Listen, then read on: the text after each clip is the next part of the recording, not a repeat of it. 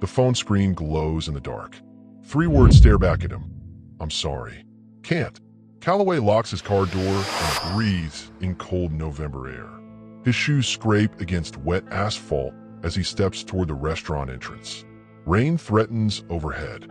The parking lot stretches wide and empty except for scattered vehicles under flickering yellow lights that buzz like dying insects. He should leave. Walk back to his car, drive home, forget the whole thing. But something stops him. Not disappointment, not wounded pride. Something else. A feeling he can't name that lives in his chest and refuses to let him turn around. Movement catches his eye. 30 yards away, near a row of dark SUVs, a man paces between cars. Aggressive steps, hands cutting through air like he's arguing with someone who isn't there. Tattoos crawl up his neck, disappearing under a black jacket collar. Calloway's instincts sharpen. The man stops, turns, looks directly at the far corner of the lot. That's when Calloway sees the sedan. Black, windows cracked just enough to watch. Engine idling too long, exhaust curling into the night like smoke signals. The driver's silhouette sits perfectly still, waiting. Hi viewers, kindly tell us where you're watching from and what time it is. Calloway's feet move before his brain catches up. He walks toward the SUVs, toward whatever pulled that man's attention. His heartbeat stays calm, controlled. He learned a long time ago that panic makes you stupid, and stupid gets people hurt. Then he sees her. A woman sits on the pavement behind a white SUV, knees pulled to her chest, back pressed against the tire. Her red blouse stands out against the concrete like a wound. Mascara tracks down her cheeks in dark rivers. 2 small children cling to her sides. The girl, maybe 5 years old, buries her face in her mother's shoulder. The boy grips his mother's sleeve with both hands, knuckles pale. The woman's breathing comes in short, shallow bursts. Her eyes dart between the pacing man and the idling sedan like she's tracking predators in the dark. Calloway slows his approach, softens his footsteps. The last thing scared kids need is another man rushing toward them. Are you all right? His voice comes out quiet. Steady. The woman flinches. Her head snaps up. For one terrible second, she looks at him like he's going to hit her. Then confusion floods her face. Her lips part. Calloway. His stomach drops. No, Rana. Recognition crashes between them like glass breaking. This is his blind date. The woman who canceled 5 minutes ago. The woman he's never met, but studied from a single photo his friend showed him 3 days ago. The woman currently sitting on cold pavement with terror in her eyes and 2 shaking children pressed against her body. He crouches down beside her, instinct overriding every social rule about personal space. His body angles between her and the pacing man.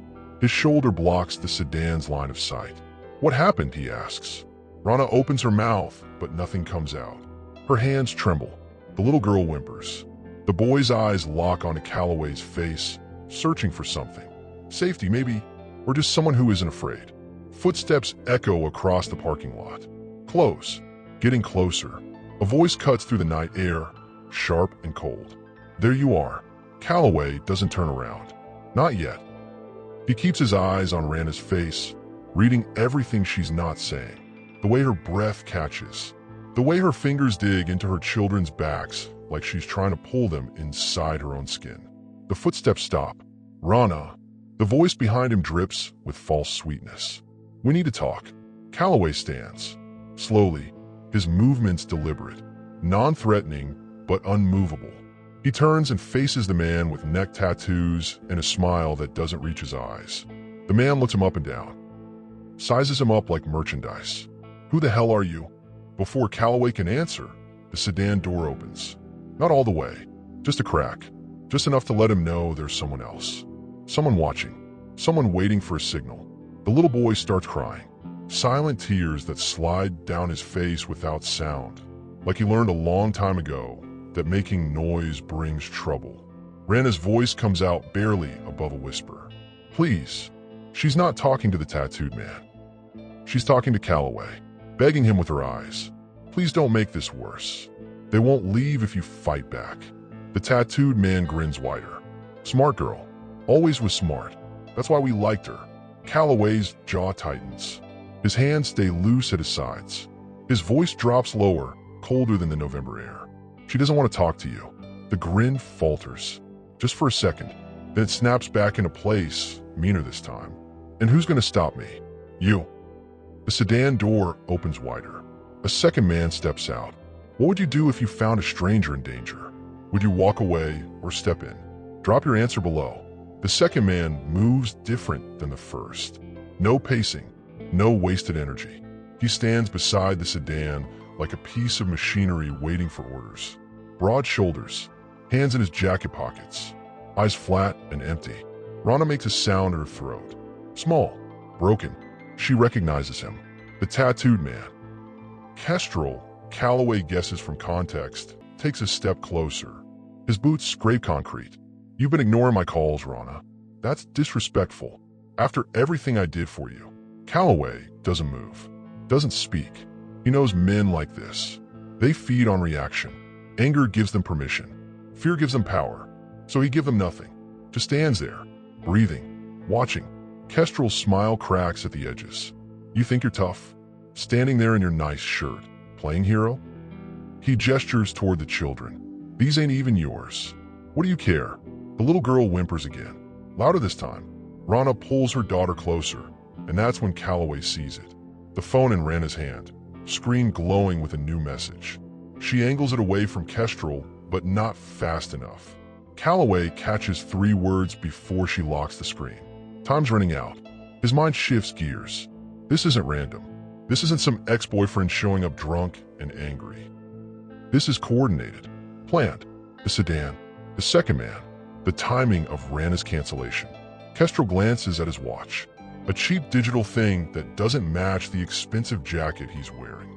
You got about 8 minutes, Rana. Then my patience runs out. 8 minutes for what? Calloway asks. Kestrel's eyes snap to him. For her to get in the car and come have a conversation with some people who are very interested in talking to her. What people? People who don't like being told no.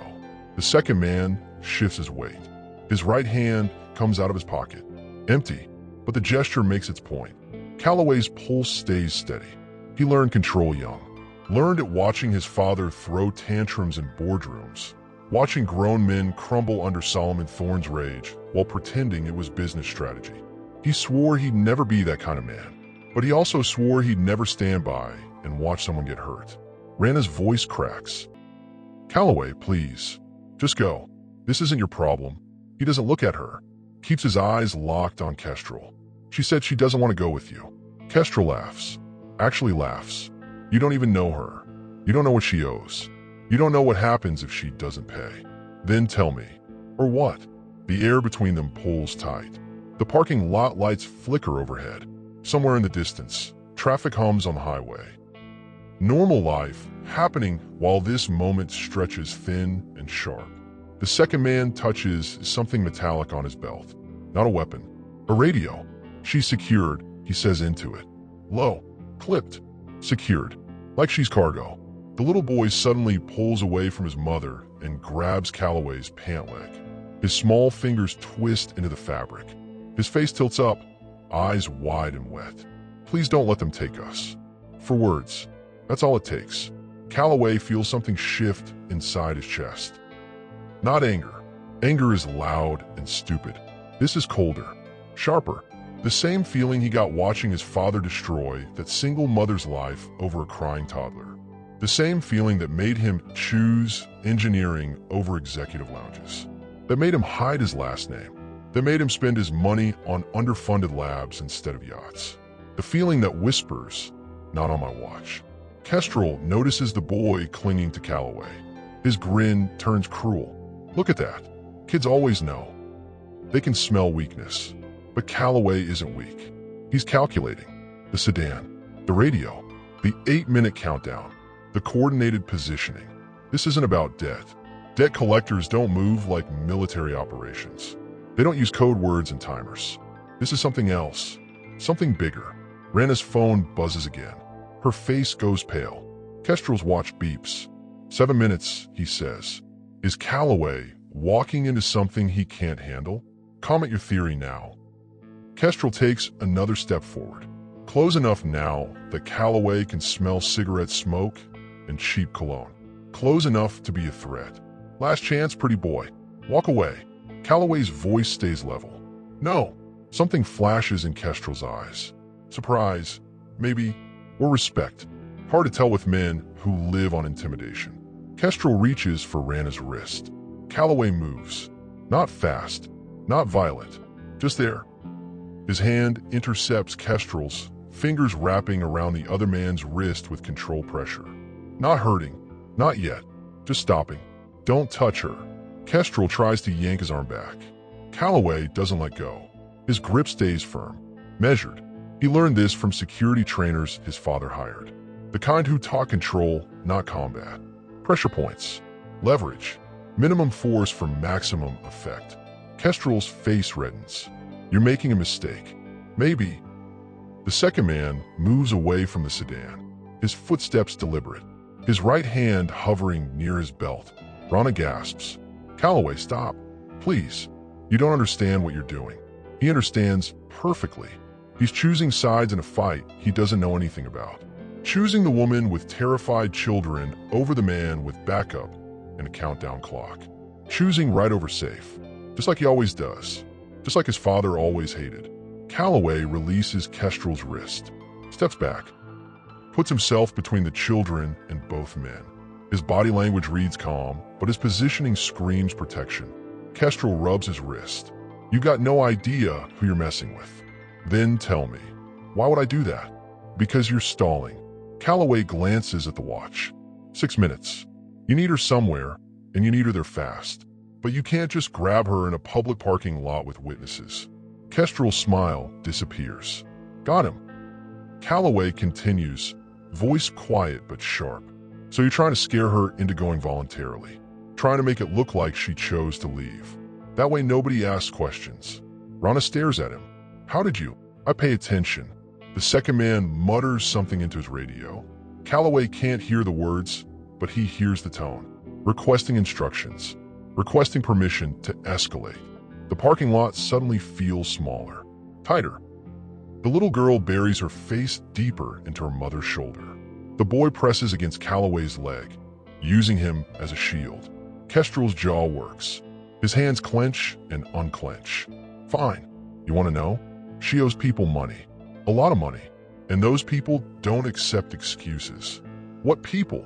People with reach. People with patience that expired about 3 weeks ago. Rana's voice shakes. I don't know anything. Kestrel did this. He put everything in my name. He spent it. He lost it. Not me. Kestrel laughs. Cold. Mean. Doesn't matter whose name's on the paper, baby. Matters who they believe. And they believe you. They believe whoever pays them first. There it is. The real game. Kestrel isn't a debt collector. He's a middleman. Someone hired to deliver Rana to someone else. The money's just the excuse. Calloway's mind races. Puzzle pieces clicking together. Shell companies. Financial irregularities. The acquisition proposal he rejected last week because something felt wrong. The same feeling he has right now. Rana's phone buzzes. A photo this time. She glances down and her breath catches. Calloway sees it over her shoulder for just a second before she locks the screen. A picture of her apartment building. Taken today. Recent enough that her neighbor's car is in the shot. The message is clear. We know where you live. Kestrel grins. 5 minutes. The second man's hand drops to his belt. This time he pulls something free. Not a weapon. A phone. He shows the screen to Kestrel. Kestrel's grin widens. Well, looks like we got the green light. Green light for what? Calloway asks. To stop asking nicely. The sedan's engine revs. Once. Twice. A signal. Rana sees a tattoo on the second man's forearm as his sleeve rides up. A symbol. 3 interlocking circles with a crown. Her face drains of color. No. I've seen that before. Where? Calloway asks. Outside my apartment. 3 weeks ago. On a man who followed me to work. The pieces snap together in Calloway's head. This isn't about Kestrel. It isn't about death. Kestrel is just the delivery system for someone else. Someone organized. someone with resources, someone who marks territory with tattoos and follows targets for weeks. Someone like the people his father keeps on payroll for off-the-books cleanup. Calloway. Rana's voice breaks. What's happening? He doesn't answer. Can't answer, because the truth forming in his mind is too big, too connected, too deliberate. Kestrel signals to the second man. Enough talking. They move together, coordinated, practiced. Drop a fire emoji if you think Calloway can handle both of them. The second man closes the distance in 3 strides. Calloway shifts his weight, positioning himself between the approaching threat and the family behind him. But the man doesn't reach for Calloway. He reaches for the boy. Rana screams. Calloway reacts on pure instinct. His hand shoots out, catching the man's wrist mid-grab. The man's eyes widen, just for a second, surprised by the speed, by the precision. Calloway twists. Not hard, just enough to redirect momentum. The man stumbles sideways, off balance. Kestrel lunges, but Calloway's already moving, already calculated 3 moves ahead. He sidesteps, lets Kestrel's momentum carry him past, then plants his foot to create a barrier between both men and the children. Kai, Amiri, stay behind me. His voice stays calm, controlled, the same tone his engineering professor used when explaining complex problems. Break it down, one step at a time. The children obey. The girl, Amiri, whimpers. The boy, Kai, stays silent, but his fingers dig into Calloway's jeans. Kestrel straightens, breathing hard. Where'd you learn that? Calloway doesn't answer, because the real answer would reveal too much. Would tell them he spent years training with security professionals. That his father insisted on it after death threats became routine. That Solomon Thorne believed his son should know how to protect himself in case business rivals got creative. That Calloway hated every lesson but absorbed them anyway, because knowledge is neutral. It's what you do with it that matters. The second man rubs his wrist, studies Calloway with new eyes. He's trained. No kidding. Kestrel spits on the ground. Changes nothing. We got 4 minutes. Rana's voice comes from behind Calloway. Quiet. Defeated. Stop. Please. I'll go. No. Calloway doesn't turn around. Doesn't take his eyes off the threats. They'll hurt my kids. Not if I can help it. You can't help it. Her voice cracks. You don't know these people. You don't know what they do. But he does. He knows exactly what they do because he's watched his father do it for years. Watched Solomon Thorne destroy competitors with legal loopholes and financial pressure. Watched him ruin families who got in the way of profit margins. Watch him smile while doing it. The memory rises, sharp and clear. Calloway was 15. His father's office. A woman begging for a job back. Her toddler crying in her arms because the babysitter canceled and she had no choice but to bring him. Solomon Thorne called security. Had them drag her out. Fired her on the spot for unprofessional conduct. Sipped his tea and smiled. Young Calloway stood in the corner, invisible. Watching, learning what power looked like when wielded by someone without conscience. Learning what kind of man he never wanted to be. The woman's face flashes in his memory. Tear-stained, desperate, holding her child close while men in suits treated her like trash. Just like Rana right now. History trying to repeat itself. Not today. Calloway. Rana's hand touches his shoulder. Light. Trembling. Let me go. Please. If I don't, they'll come back. They'll find us. They'll hurt my babies. They'll hurt you. I can survive that. I've survived worse. The resignation in her voice hits harder than Kestrel's aggression. This is a woman who's learned to accept damage. Who's calculated that her pain is worth her children's safety. Who's given up fighting back. Kestrel checks his watch. 3 minutes. Rana, get in the car. Last chance to do this easy. The twins cling tighter. Kai finally speaks, voice small and scared. Mommy, no. Amiri starts crying. Real crying this time. The kind that comes from a deep place of understanding that something terrible is about to happen. The second man pulls his phone out again. Types something. Waits for a response. Calloway's mind races. He needs information. Needs leverage. Needs to understand who's pulling the strings, because middle management like Kestrel doesn't decide anything. Who hired you? Calloway asks. Kestrel laughs. You think I'm telling you that? You're just following orders. Someone above you wants her. Someone with money and reach. So what? So you're expendable. If this goes wrong, they'll throw you away. Kestrel's smile falters. Just for a second. But it's enough. Enough to confirm Calloway's guess. The phone in the second man's hand buzzes. He reads the screen, looks at Kestrel, nods once. Kestrel's expression hardens. Time's up. We're taking her. Both men move forward. But before they can reach Rana, Calloway speaks. 3 words. Calm. Clear. Solomon, Thorne's men. Everything stops. Kestrel freezes mid-step. The second man's hand hovers near his belt. Their eyes lock onto Calloway's face with new recognition. New fear. What did you just say?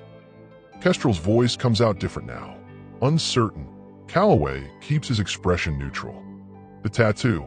3 circles and a crown. That's the Thorne Holdings private security signature. My father uses them for acquisitions that need discretion. Rana gasps behind him. Your father? The second man backs up. 1 step, then another. He whispers something into his radio. Fast. Urgent. Kestrel's face goes pale. You're lying. Am I? Calloway pulls his wallet from his pocket. Flips it open. Shows the ID card that grants access to Thorne Automotive Holdings executive floors. The ID card with his last name printed in bold letters. Calloway Thorne. Kestrel's knees nearly buckle. Comment Thorne if you saw this coming. Part 5 drops in the next chapter. The parking lot goes silent, except for distant traffic and Amiri's quiet sobs. Kestrel stares at the ID card like it's a loaded weapon pointed at his face. The second man backs away from the sedan, hands visible, palms out. We didn't know. Nobody told us. Told you what? Calloway's voice stays level. Calm. But there's steel underneath now. That she was... The man trails off, recalculating. That you were involved. Kestrel finds his voice. This doesn't change anything. We got orders. From who? Silence. Calloway steps forward. Not aggressive. Just present. Just taking up space like he owns it. I asked you a question. The second man glances at his phone. At Kestrel. At the sedan. Calculating escape routes. Rana's breathing comes faster behind Calloway. I don't understand. What does your father have to do with this? Everything, Calloway thinks. But he doesn't say it. Not yet. Not until he confirms what he suspects. Because if he's right, this isn't random. Rana wasn't targeted because of Kestrel's debts. She was targeted because someone wanted leverage. Someone who knew about the blind date before it happened. Someone who knew exactly how to make Calloway show up. The pieces click together like a machine designed to trap. Last week, a shell company tried forcing an acquisition of Thorne Automotive's smaller competitors. Calloway reviewed the proposal, found financial irregularities, offshore accounts funneling money through fake subsidiaries. He rejected it, sent it back with a note recommending investigation. His father overruled him. Signed the deal anyway, and 3 days later, Calloway's friend set him up on a blind date with a woman named Rana Hale. Coincidence? No, his father doesn't believe in coincidences. Solomon Thorne believes in tests, in pressure, in forcing his son to prove loyalty. This whole thing is a setup. Kestrel's phone rings. He answers on the first ring, voice shaking. Yes? No, yes, sir. Understood. He ends a call, looks at Calloway with something between fear and confusion. Change of plans. We're leaving. Without her. The second man sounds surprised. Without her. Now, they back toward the sedan. Quick steps. Nervous energy. Like soldiers retreating from a battle they weren't prepared to fight. Kestrel points at Rana. You got lucky, but this isn't over. Yes, it is, Calloway says. You don't know that. I know who gives your orders, and I know how to make them stop. Kestrel's jaw works. He wants to say something, wants to push back, but the fear in his eyes wins out. He climbs into the sedan. The second man follows. The engine roars. Tires squeal against asphalt. Within seconds, the sedan disappears around the corner, taillights fading into traffic. Gone. Rana collapses, literally drops to her knees on the concrete, pulling her twins against her chest. Her whole body shakes. Not from cold, from adrenaline crash. Calloway turns, crouches beside them, keeps his distance, respects the space trauma needs. "You're safe," he says quietly. Rana looks up at him. Mascara streaks her face, her eyes red and swollen. "What just happened?" "I don't know yet, but I'm going to find out." "Your father." Her voice breaks. "You said Thorn Holdings. You're Solomon Thorn's son." "Yes." "The billionaire." "Yes." She laughs, bitter, broken. Of course you are. Because this day wasn't insane enough." Kai tugs on Calloway's sleeve. "Are the bad men coming back?" Calloway meets the boy's eyes, sees the same fear he remembers from childhood. The fear of powerful people doing terrible things and nobody stopping them. "Not tonight," he says. "I promise." Amiri peeks out from behind her mother's arm. "You scared them away." They scared themselves. Rana pushes herself to her feet, legs wobbling. Calloway stands, offers his hand. She stares at it for a long moment, like she's deciding whether to trust him or run. Finally, she takes it. Her hand feels small, cold, trembling. "I canceled the date," she whispers. "I didn't want you involved in my mess." "I was already involved." "Ow, that's the question." The one Calloway's been turning over in his mind since he saw the Thorn Holdings security tattoo. "My father." He pauses, choosing words carefully. He tests people, tests loyalty, tests boundaries. He uses situations to see how people react. And I'm a situation I think you were supposed to be. Rana pulls her hand back. "I don't understand." "Neither do I. Not completely. But I'm going to find out why you were targeted. Maybe it really is just Kestrel's debt. Men with Thorn Holdings security tattoos don't chase down personal debts." Her face goes pale again. "Then why were they after me?" Calloway's phone buzzes. A single text. Unknown number. "We need to talk. Tonight. SD. Solomon Thorn. His father." The timing isn't coincidence. The moment Calloway revealed his identity, the moment Kestrel received that phone call, someone was watching, coordinating, adjusting. This was always a test, and Calloway just chose his side. Rana's phone buzzes too. She checks the screen. Her breath catches. "What is it?" Calloway asks. She shows him a photo taken from inside her apartment, her kitchen table, her kids' drawings stuck to the refrigerator. The message underneath chills his blood. "You picked the wrong protector. He can't save you from what's coming. Who's watching them right now? Comment your darkest theory below." Kestrel's hand shakes as he lights a cigarette outside the warehouse. The smoke curls in a cold air while his phone burns against his palm. 3 missed calls from a number he never ignores. He answers on the 4th ring. "You failed." The voice on the other end doesn't yell. Doesn't need to. Ice cuts deeper than fire. "He's Solomon Thorn's son. Nobody told me that." "You weren't supposed to know. That was the point." Kestrel's stomach drops. What point? To see what the boy would do. How far he'd go for a stranger. A pause. Turns out pretty far. So what now? Now we adjust. The girl becomes more useful than we planned. Useful how? The line goes quiet for 3 seconds. Long enough for Kestrel to remember what happens to people who ask too many questions. That's not your concern. Your concern is staying available. We're not done with you. The call ends. Kestrel throws the cigarette down, crushes it under his boot. Behind him, the warehouse door creaks open. A woman steps out, mid-40s, expensive suit, eyes like calculator screens adding up profit margins. He knows. Kestrel's voice cracks. Calloway knows his father's involved. The woman smiles. Good. That's exactly what Solomon wanted. Why would he want that? Because Solomon Thorn doesn't build empires by playing fair.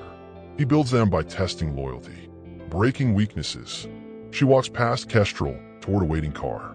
His son just chose the woman over family business. That's valuable information. For who? She doesn't answer, just slides in the back seat. The car pulls away, leaving Kestrel alone in the dark with the taste of ash in his mouth and the feeling that he's a puppet whose strings just got cut. Inside the warehouse, computer screens glow. Security footage plays on loop. The parking lot. Calloway stepping between Rana and danger. The moment he revealed his last name. Someone's been watching everything, recording everything.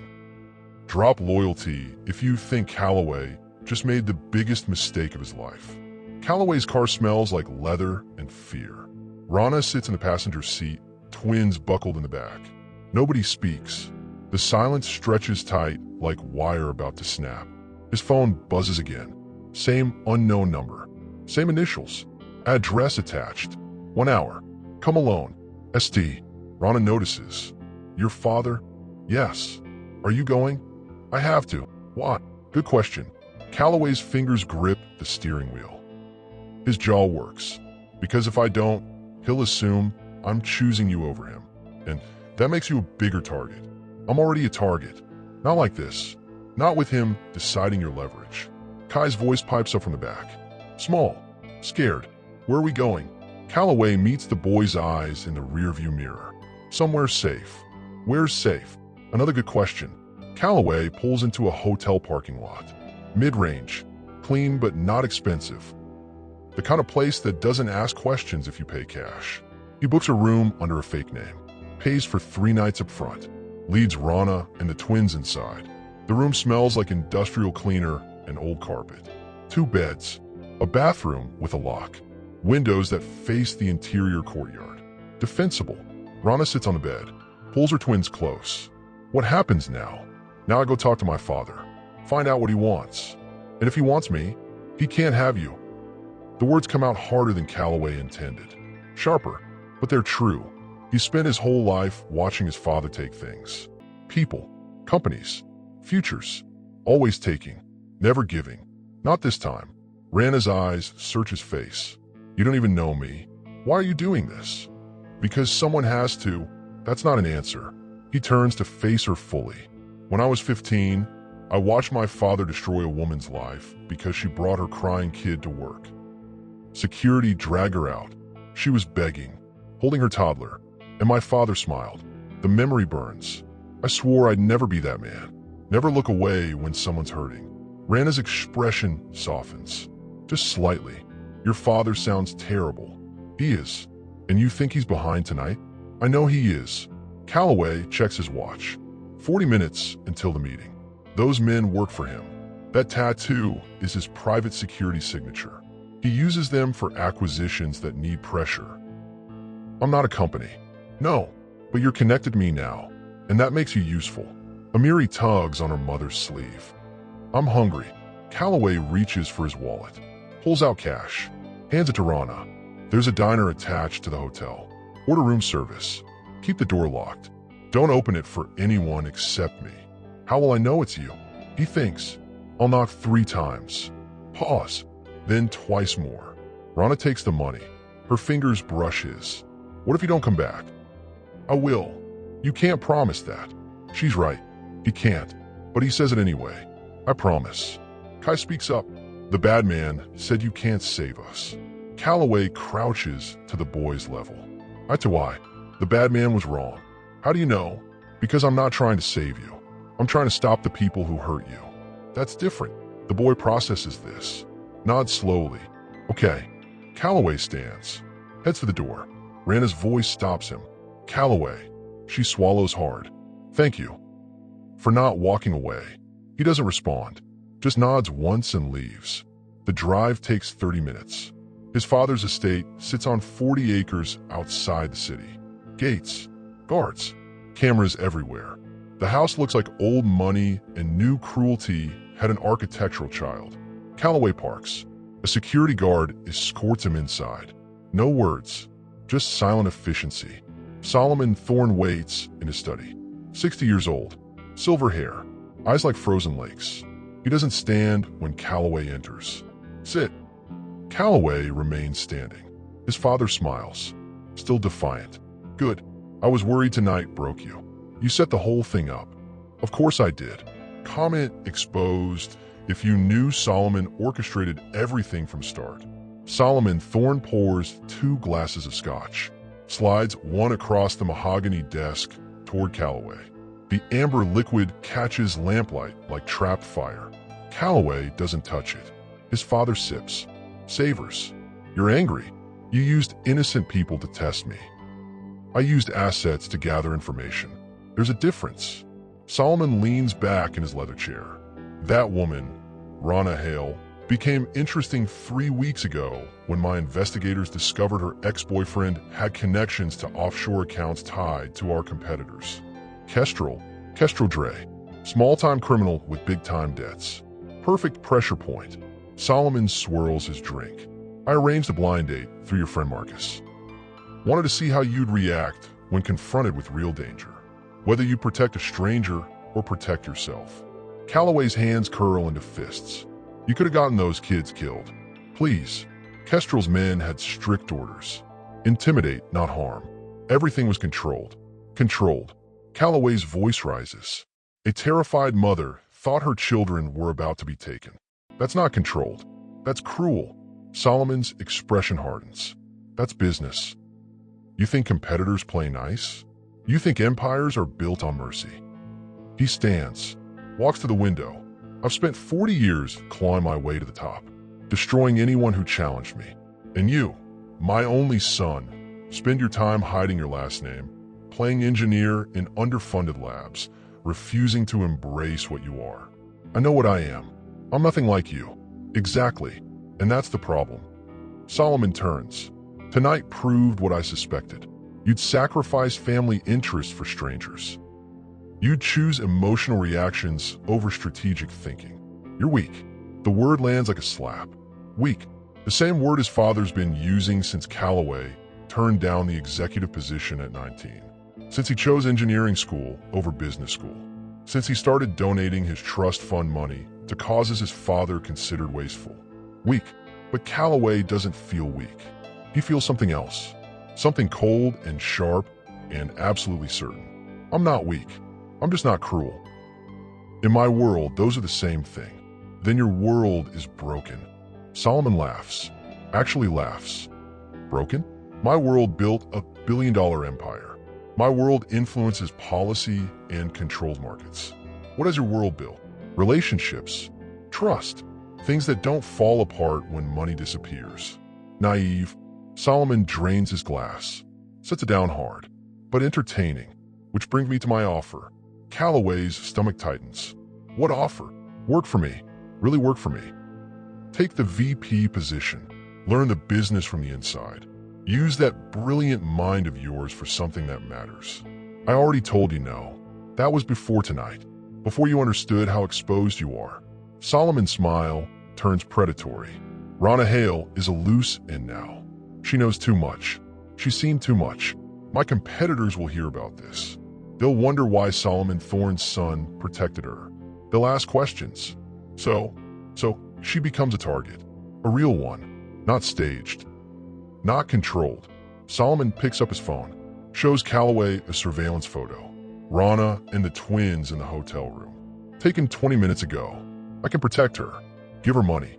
New identity. Safety. But only if you prove your loyalty. There it is. The trap. The real test wasn't the parking lot. That was just the setup. This is the trap. Choose family or choose the stranger. Choose power or choose principles.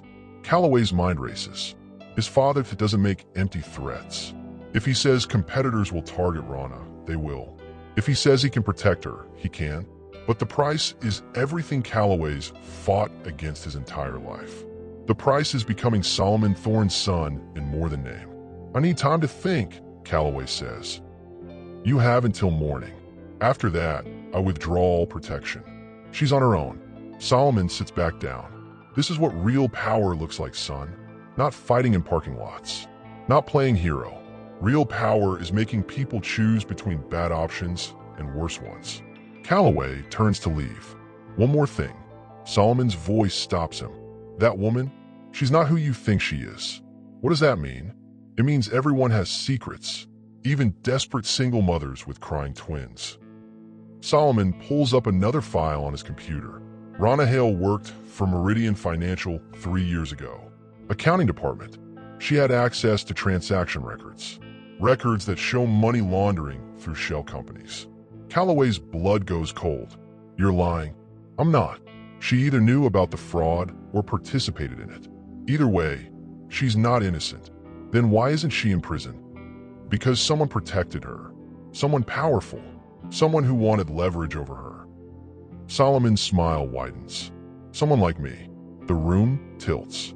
Calloway grabs the doorframe for balance. This whole time, he thought Rana was a victim, a random target. But if his father's telling the truth, if she has history with financial fraud, then everything changes. Think about it, Solomon says. Who's really using who here? Calloway leaves, walks through the mansion's marble halls, past expensive art and imported furniture, past everything his father's cruelty bought. His phone buzzes. A text from Rana. Simple, desperate. Please hurry back. Someone's watching the hotel. Type betrayal if you think Rana's been playing Calloway from the start. Calloway's car tears through empty streets.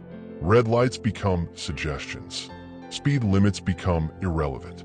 His phone rings 6 times. Rana. He can't answer while driving this fast. The hotel appears ahead. He parks sideways across 2 spots. Runs for the entrance. The lobby's empty except for a night clerk who doesn't look up from his phone. Calloway takes stairs 2 at a time. 3rd floor. Room 317. His heartbeat pounds in his ears. He knocks 3 times. Pauses. Twice more. The door cracks open. Chain still attached. Rana's eye appears in the gap. It's me, Calloway says. She unlocks the chain. Lets him in. Her face is pale. The twins sleep in one bed, exhausted. Amiri clutches a stuffed rabbit. Kai's arm hangs off the mattress. What happened? Calloway asks. Rana points to the window. Someone was standing in the courtyard, watching our room. I saw him when I closed the curtains. What did he look like? Tall, dark jacket. He didn't move for 10 minutes. Just stood there, staring. Calloway moves to the window. Careful. Stays to the side. Peers through a gap in the curtains. The courtyard's empty now, but fresh cigarette butts litter the ground near the fountain. Multiple butts. Someone stood there a while. We need to leave, Calloway says. Where? Good question. Hotels aren't safe. Her apartment isn't safe. His place is probably monitored. His father's reach extends everywhere. Except, I have a property, Calloway says slowly. A cabin, 2 hours north. I bought it under a shell company for privacy. Nobody knows about it. Not even my father. You're sure? As sure as I can be. Rana looks at her sleeping children. They're exhausted. Can we wait until morning? No. Calloway's voice softens. I'm sorry, but if someone's watching, they're waiting for something. Backup. Orders. We can't give them time. Rana nods. Moves to wake her twins. Kai's eyes flutter open. Mommy, we're going on a trip, baby. Need you to be brave for me. The boy sits up. Sees Calloway. Is it because of the bad men? Yes. Calloway answers before Rana can lie. But we're going somewhere they can't find us. Amiri wakes crying. Rana scoops her up. Chill. It's okay.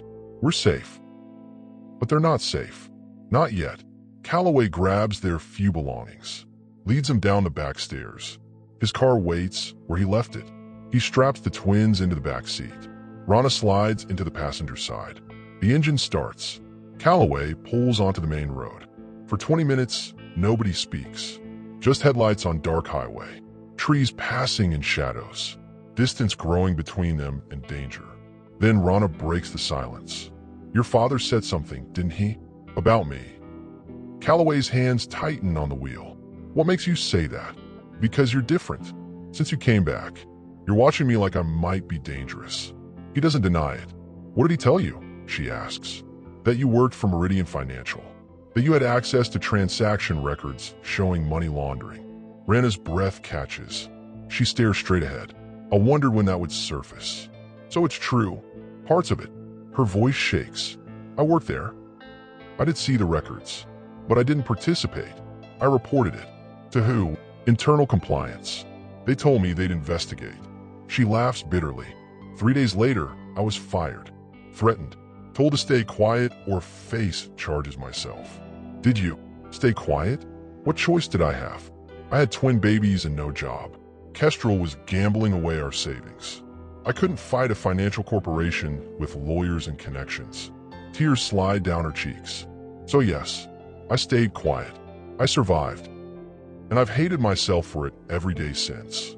The car fills with heavy silence. Calloway processes this. His father's version was technically true, but missing context, missing the fear, missing the impossible choice between justice and survival, missing the humanity. "I believe you," he says quietly. Rana turns to look at him. "Why?" "Because my father specializes in half-truths. He tells you just enough to poison your thinking, but not enough to understand." "So you don't think I'm a criminal?" "I think you're someone who got caught in a system designed to crush people like you." Fresh tears fall. "Thank you." In the back seat, Kai whispers to his sister, "I like him. He's not mean like Daddy was." Rana's face crumples. She covers her mouth, tries to hold back sobs. Calloway reaches over, squeezes her hand once. Brief, grounding. "We're going to figure this out," he says. "I promise." But even as he says it, he wonders if it's a promise he can keep. His phone buzzes. Text from his father. 2 words. Wrong choice. Then a photo loads. The hotel they just left. Surrounded by police cars. Lights flashing. Crime scene tape going up. The message underneath makes his blood freeze. Anonymous tip about child endangerment in room 317. "Lucky you left when you did.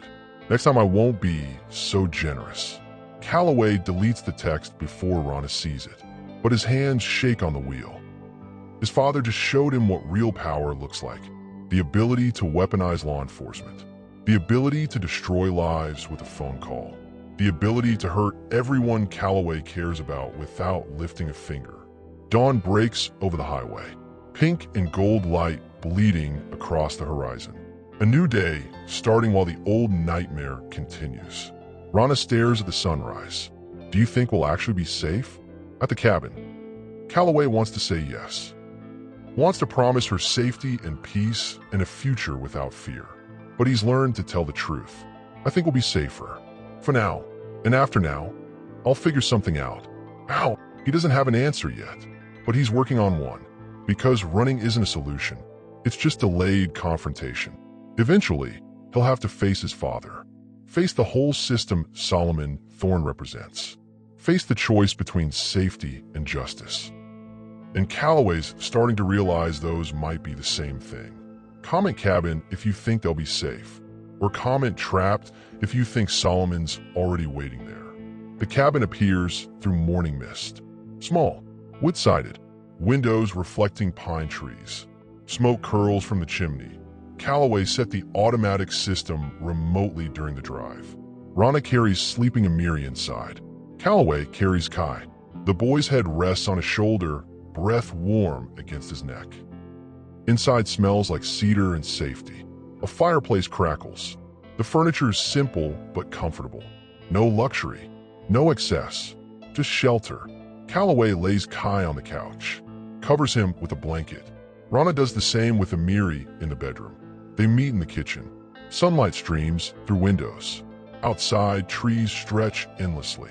No neighbors, no roads, just wilderness and distance. "Coffee?" Calloway asks. "Please." He makes 2 cups. Hands her one. They stand at the window, silent, drinking warmth, watching morning settle over the world like proof that time keeps moving despite everything. Rana speaks first. "What happens now?" "Now I make some calls. Find allies. People my father doesn't control." "Do those exist?" "I hope so." She turns to face him. "Why are you doing this?" "Really? You could have walked away a dozen times." Calloway considers the question. The real answer. The one that lives beneath all his choices. "Because the first time I walked away from someone in pain, I was 15. I watched my father destroy that woman, and I did nothing. Just stood there, silent, complicit." He meets Rana's eyes. "I swore I'd never be that person again. Never look away. Never choose comfort over conscience. That's a hard way to live." "Yeah, but it's the only way I can live with myself." Rana reaches out, touches his arm. Light, brief. "You're a good man, Calloway Thorne. Your father's wrong about you." Before he can respond, his phone rings. Unknown number, different from his father's. He answers. "Hello." A woman's voice, the one from the warehouse. "Mr. Thorne, lovely property you have. Very remote. Perfect for hiding." His blood freezes. Who is this? Someone who knows where you are, who knows what you're protecting, and who's very interested in making you an offer. I'm not interested. You will be. Check your email. Subject line, the truth about Rana Hale. The call ends. Calloway pulls up his email. The message waits. One attachment. He opens it. Bank statements. Transaction records. Offshore account activity. All under Rana's name. All dated within the last 3 months. Showing deposits of $200,000 from shell companies tied to his father's competitors. Rana peers over his shoulder. Gasps. That's not possible. I don't have those accounts. I've never seen those transactions. They're fabricated, Calloway says. But doubt creeps in. Because the documents look real. Perfect. Designed to destroy trust. His phone rings again. Same unknown number. Now do I have your attention? The woman asks. What do you want? Simple. Walk away from the girl. Let us handle her. And in exchange, we'll give you evidence that your father's been laundering money through Thorn Automotive for 15 years. Enough to put him in prison. Enough to free you from his shadow forever. Everything Calloway's ever wanted. His father held accountable. Justice served. Freedom from a legacy built on cruelty. All he has to do is abandon Rana. Abandon the twins sleeping peacefully in his cabin. Abandon everything he swore he'd never abandon again. No, he says. Excuse me. I said no. I'm not trading one person's safety for revenge. The woman laughs. Then you're more naive than your father claimed. Enjoy your cabin, Mr. Thorne. We'll be seeing you very soon. The line dies. Calloway stands at the window. Rana beside him. The morning sun climbing higher. Birds singing in trees that don't care about human corruption. Rana's voice comes out small. Those documents, they're not real. You believe me, right? He turns to look at her. Really look at her. Sees the fear, the exhaustion, the desperate hope that someone might finally choose to trust her. I believe you. Her shoulders sag with relief. But Calloway knows belief isn't enough. They need proof. They need leverage. They need something to fight back with. Rana, he says carefully, the company you worked for, Meridian Financial, do you still have access to any records? Anything they might not know you kept? Her eyes widen. I kept backup files on a flash drive, in case they ever came after me. But it's at my apartment. Hidden. Can you tell me where? She nods. Inside a hollowed-out book on the shelf. Pride and Prejudice. Third shelf left side. Calloway pulls out his phone. Texts someone he hasn't contacted in 5 years. His old college roommate. The one who became a cybersecurity expert instead of working for his own family empire. Need a favor. Breaking and entering. Information extraction. Dangerous. You in? The response comes 30 seconds later. Always. Send address. Calloway looks at Rana. At the twins sleeping peacefully. At the choice standing in front of him like a test he didn't study for. Walk away and save himself. Stay and risk everything. No choice at all, really. He started this fight in a parking lot, protecting a stranger from men who fed on fear. And he's going to finish it, whatever it takes. Outside, a black SUV pulls slowly onto the dirt road leading to the cabin. Too slow, too deliberate. Calloway and Rana freeze. The SUV stops 50 yards away.